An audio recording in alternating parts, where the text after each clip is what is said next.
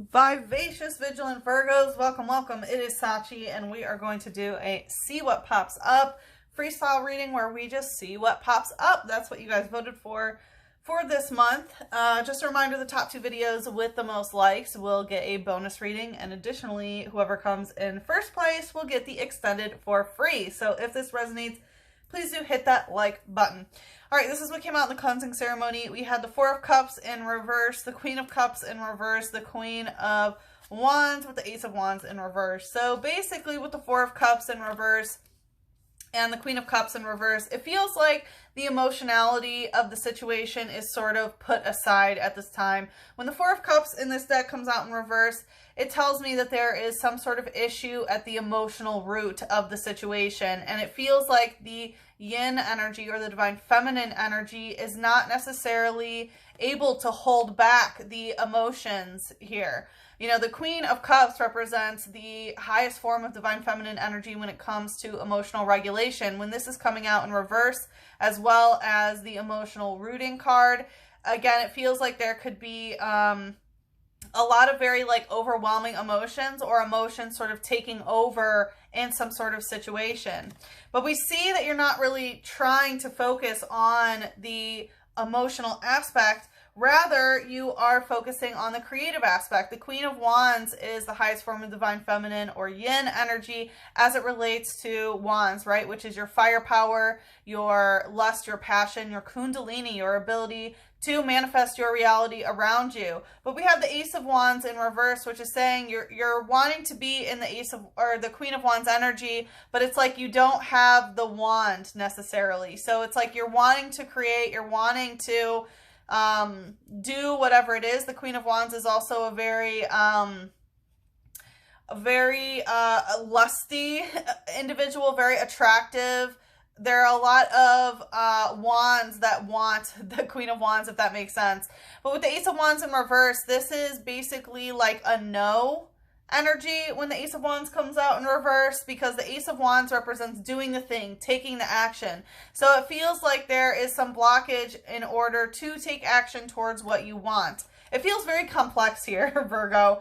We have Pidgey using peck off. So it feels like you're trying to peck off a certain person, or telling someone to basically F off.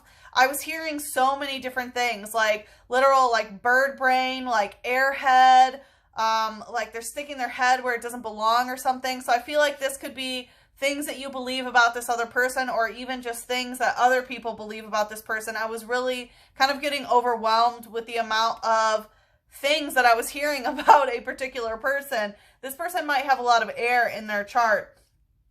And then we had the fairy type energy, which is soulmate relationships. You do this, I do that type of thing, right? Soul contracts, friends, family members, lovers, pets. These are all different types of soul contracts, different types of soulmates that we have, right? This is also the crown chakra, which is information from the external world that comes into our crown chakra that then goes down into our third eye chakra to be, you know, perceived, right? It's how information gets in from the outside world into our mind. So the crown chakra is being highlighted here. And then we had Aduno using hearing, because you know, when these two came out and I was like, well, how am I going to tell Virgo about everything that I just heard? There was so much. And then boom, it's like, yeah, you were hearing correctly. So it's possible that even your crown chakra is opening and you're hearing some things about people around you or other people's thoughts or whatever it may be. So definitely a lot of interesting energy here, Virgo.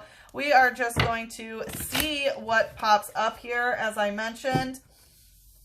And I hope that you all are doing well. I hope that this has been a lovely season for you, and that you are, you know, everything is going back to quote unquote normal after the eclipse, or that things are calming down, I should say. All right, let's see, Virgo, what's going on with you? What is going on with you? We have the Four of Swords in reverse. So we see that the foundation of communication with someone or with something is really not working out for you any longer. With the Seven of Cups in reverse, this is my card of understanding astrology, you know. So for some of you, there can be some astrological issues that are going on. It's funny, when I was talking about the eclipse, I was hearing about Mercury retrograde. And Mercury being your ruling planet, right, Virgo? Virgo's ruled by Mercury. When it goes retrograde, it influences Gemini and Virgo energy the most. So it's possible that you could have gone through quite a topsy-turvy situation in terms of a Mercury retrograde, especially with the Four of Swords, which is the foundation of communication. It feels like definitely some Mercury retrograde. I'm hearing like whoopsie daisies. Let's see what's the light energy here. Coming out stuck, going right to the Seven of Cups, we have returning flames and live coal. So returning flames, this could be a flame that is returning from the past. It is a live coal, so it does seem to be like there is still something alive. There's still a spark there. This, you know, ponytail is coming out. It could be Sagittarius energy. It doesn't have to be. But, yeah, definitely someone has returned. And it seems like things sort of sparked up. And again, that Queen of Wands, I was really getting this sort of lusty energy of someone who really, you know, is lusting after you because you are so attractive at this time. It says its legs grow strong while it chases after its parent. It runs in the fields and mountains all day. So it's possible that this could be a situation with a parent or a child, but more so I feel like this flame that has returned is basically attracted to you because it stimulates their mommy wound or their daddy wound. Let's see what's the shadow here. Wants to hide. Okay, yeah, the emotions. They want to hide.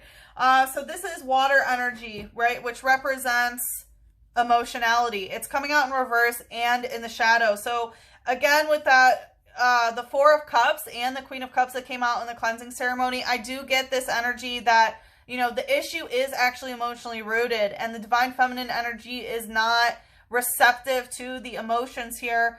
But again, there's kind of like this avoiding. That's what I was feeling, is like you're really putting the emotional aspect aside and really just looking at the fire aspect of things.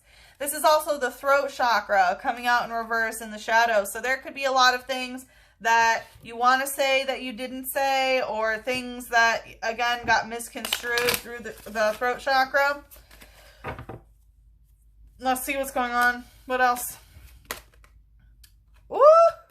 Okay, Two of Swords and the Devil in reverse. So basically what I'm getting here is you're trying to get rid of toxic attachments. It feels like it's possible that you rejected this type of energy, but you're really done with any sort of toxic attachment with the Devil in reverse. Even though, I mean, I'm very proud of you that you are getting rid of this devil energy, but the devil's still here. So we do see it's still in your energy sphere. You are taking the steps necessary to get it out, but there's no denying that there is devil energy, trickster energy. I forgot to mention in the cleansing ceremony, I saw Vulpix, which is fox spirit, which represents, you know, trickster energy, which can also be related to the devil.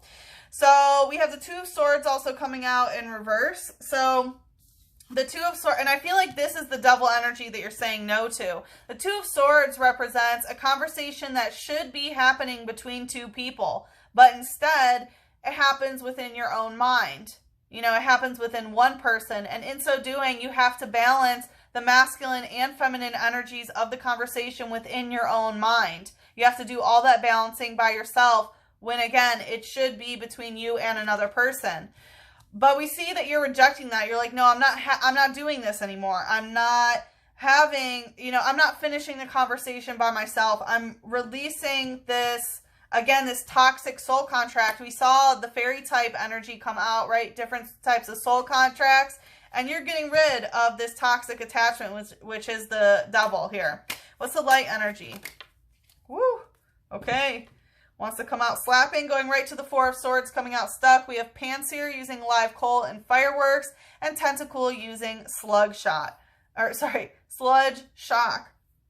So Panseer using live coal, again, we have live coal double. So it does still seem like this is a live coal. It's like you want to get rid of this toxicity, but the fire is still burning there when it comes to you and this person. And it is in your root chakra, which, you know, the root chakra is, influenced by everything that you consume, right? Food and drink and smoke for some of you, vaping or whatever. Your sleeping patterns and your sense of safety. The root chakra is also your sexual opening area, you know, where you exchange energies in that regards. So it's possible that there is still a connection there, even though you are wanting to reject it, because we see fireworks are there, right? Which are basically explosives. So let's see, it says very intelligent. It roasts berries before eating them. It likes to help people. So yeah, I feel like you're very aware. Again, it's very intelligent. You are very intelligent and you are aware of things that are necessary. It's like, you know, it roasts the berries before it eats them and stuff. So it's like, you know what you have to do in order to sort of get to the next thing. With tentacle using sludge shock, I feel like you're trying to play it cool, even though there is a lot of sludge. It's like poisonous sludge in your emotional body. A shock to your nervous system is basically understanding what this live coal, you know, this person that you connected with and how they really, you know, exhibit devil energy and a toxic connection. Again, it feels like you don't want anything to do with it, but it is still a live coal in your root chakra. So you might still have a root chakra entanglement, you know, an energetic cord between you two. It says they can be found lying dehydrated on beaches, but they are often still alive. When soaked in water, they will revive. So again, it's like this rejection of the emotionality. So there is this sort of dehydrating energy, but once that emotion hits, boom, it's like it's right back where it was. Even though right now you're still in the rejection phase. Let's see what's the shadow here. Wishy-washy using schooling. Yeah, this is wishy-washy energy. It's like right now you're completely rejecting. You're like, no, I'm not doing this. I'm saying no to this devil energy. But again, as soon as this water can hit, it feels like it can all sort of come back in some sort of way. And it's going right to, you know, the Seven of Cups in reverse, which again is this,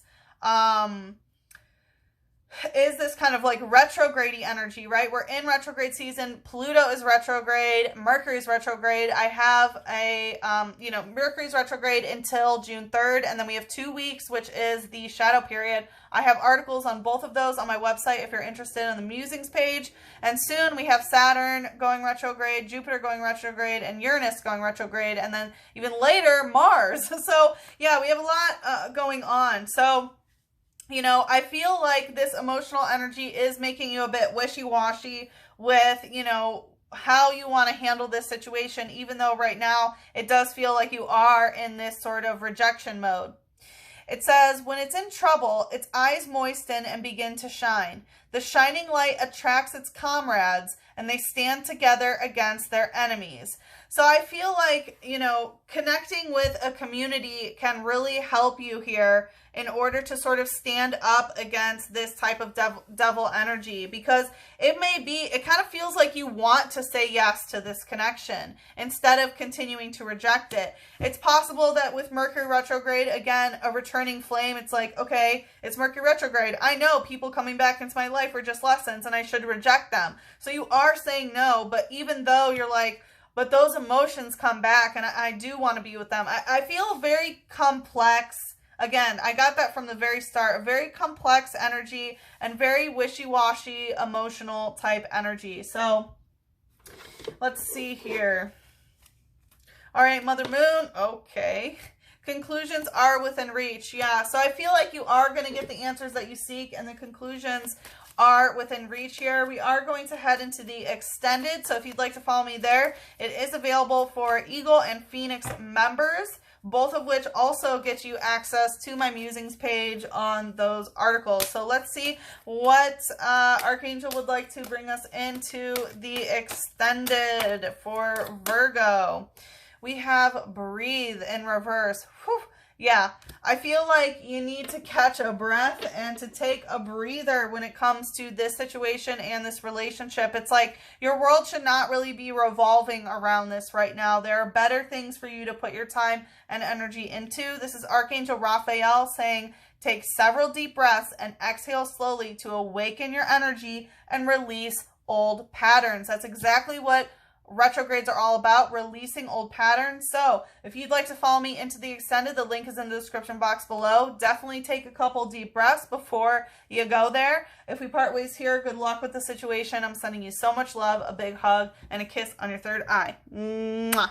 And you should also take some deep breaths.